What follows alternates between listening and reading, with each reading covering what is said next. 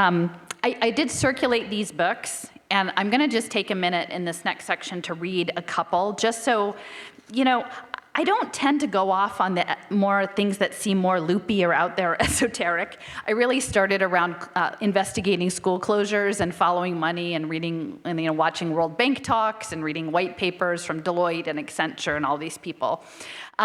But some of the stuff out there that they've been imagining for a century is quite intense. And if you don't actually find the books and read their own words, I think you might think, well, that sounds like a bit of a stretch, Allison. They want to put our consciousness on blockchain and upload us as spores to some interplanetary colonization. I'm like, well, I don't know. These important people in the 1920s were saying that was the plan, and a lot of your predictions are eerily close to what seems to be happening.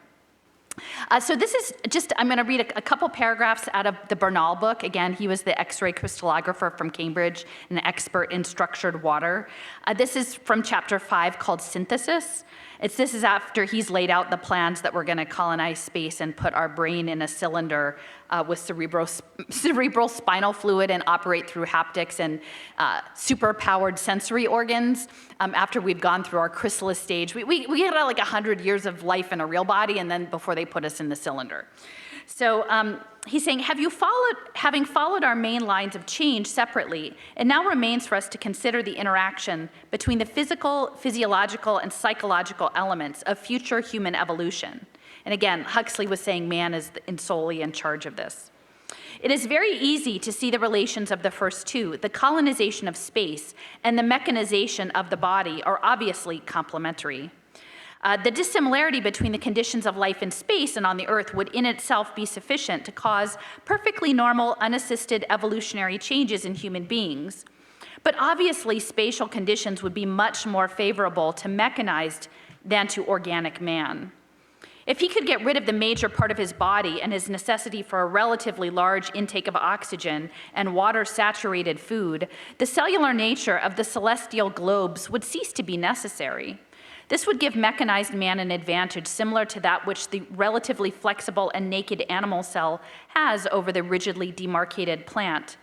Besides, it is only in space that the potentialities of the more highly developed forms of complex minds would have an adequate field of functioning, particularly in their extended time relations. One may picture then these beings nuclearly resident, so to speak, in a relatively small set of mental units, each utilizing the bare minimum of energy, connected together by a complex ethereal intercommunication, and spreading themselves over immense areas and periods of time by means of inert sense organs, which, like the field of their active operations, would be in general at a great distance from themselves.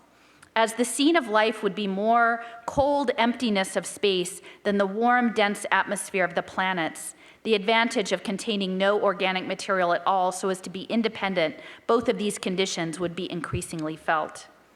It is when we turn to the interaction on the psychological plane that the difficulties again occur. The physical and the psychological have a mutual influence which is very difficult at the present moment to estimate.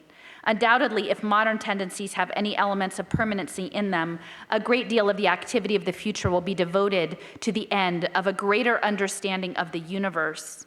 Humanity or its descendants may well be much more occupied with purely scientific research and much less with the necessity of satisfying primary physiological and psychological needs than it is at present. This character may stamp the whole of future development so that machinery will be organized not for production, but for discovery. Indeed, the great necessity for production, either of food or other articles of consumption, will disappear rapidly with the progress of dehumanization. But such changes are small compared with those which would necessarily be involved in the physiological alterations which I have suggested. So this is 1929, and essentially I've have this conversation with my friend Cliff, and it's sort of like it feels like they want human life to become a sensing, like a distributed, decentralized network of a sensing organ for some sort of machine consciousness. And the origin of that, depending on your cosmology and worldview, might come from different places. But that's what it sounds like they're talking about. Like, get rid of the water stuff, or carbon. Like, it's not really very portable, and move into this new phase. This is Trent McConaughey. Trent McConaughey is with Ocean Protocol. Ocean Protocol is they call call themselves sort of like a public utility platform for blockchain, where all of the impact data that's going to be connected to these games played on human capital finance and environmental, social governance investment products, the impact data to verify those deals will be stored on blockchain ledgers and made available in an anonymized format for access for big data analytics and AI machine learning.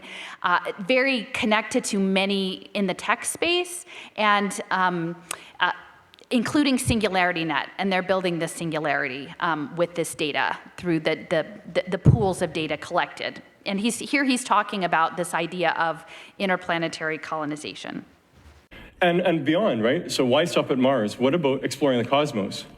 Now, there's a hitch. You might think, we've got Earth, we've got Mars, and beyond that, though, the next closest planet is Proxima Centauri. It's 4 light years away, but at maximum speeds of today's travel flights, it will take 81,000 years. Oops. So, and Charlie Stross, the sci-fi author, I love this quote. He says, "Sending canned primates was never going to end happily," right? We're basically primates in tin cans flying around the cosmos. So taking 81,000 years to get there is probably not going to work. So I could expand this slide into a whole talk, and I have before, but there is a lot of reason to see, can we migrate our minds into a better substrate, right? My view is, as humans, it's not about my body, it's about my mind, my patterns of thought that are in my brain and my body and how they're manifested, right? And then, once we have that, we can explore the cosmos. And there's at least 2 credible ways. There's uploads, and this is a question of brain scanning that gets higher and higher resolution over time. And then a bandwidth plus scenario. Think like iPhone 25. Once we go beyond the smartphones where we're talking with texting, we can keep going. So there are some credible ways to get here. It's nothing in the next 5 years, but 20, 30, 50 years from now, 100, this is where we could be heading. And this is great because what it means is we can explore the cosmos. And oh, by the way, if AI ever does wake up, that's okay, because now we have a competitive substrate. And again, this guy isn't a cognitive neuroscience, but he's connected with all of these people that I will sort of touch on. So again, this is Bernal. So this is the read aloud that I just did. On the one side, that's him with this water molecule setup that he made, and then later his envisionment of space colonization. This gentleman is a Russian billionaire, although I don't think he's really the guy doing it. I think he's just the guy standing in front of this project. And I wanted to include this. This is connected to Avatar 2045, this idea that we'll have a whole body prosthetic. And at the end, Stuart Hameroff, that I'm going to be talking about, is a signatory to this project. A life which could be more happier because it could be free from suffering, from physical suffering. We're trying to create the avatar bodies, artificial bodies, which will allow us to live longer, to overcome our limitations. So I'm creating the concept which can further cause the public demand. I'm attracting best experts, and I'm using their knowledge and their expertise to be sure that we're going to a right direction.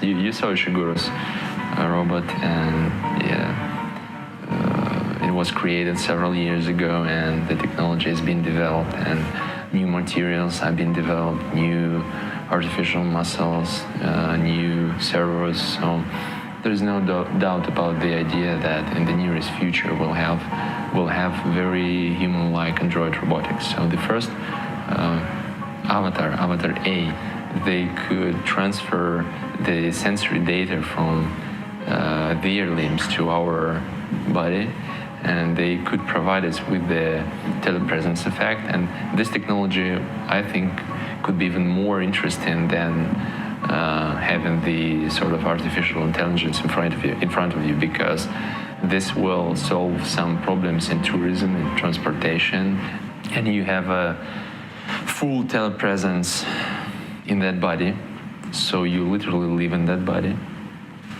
And if you have a health issue, if you have some fatal diagnosis, why don't you continue living in that body? So I'm trying to create the mechanism which will be very similar in terms of sensations, but the mechanism which will be more reliable, more capable, and which will be more easy to repair. there is no need to stick to a certain form of the body, but I believe that we should start with the transition, which will provide us with the opportunity to go to the body, which is very similar to this one, because the shape of the body, the form of it, very much affects the personality. We are not even ready to become immortal human beings. We have to fix this mental side of our humanitarian nature. We need to become better to be able even to use the technology of the artificial body, the avatar technology, properly. And then, when we are, strong, when we have good enough spiritual muscles, we can discover something new. So Drew is right. This is a spiritual engagement that we're in. Like when he ends saying we need to get right here and we need to exercise our spiritual muscles, I feel very strongly that this is something that this mechanical emergence, whatever this is trying to get a soul. It is trying to get that. And so when it says, we want you to put yourself into our machine and be spiritual or have emotion, it's because it's trying to get at something it can't get at.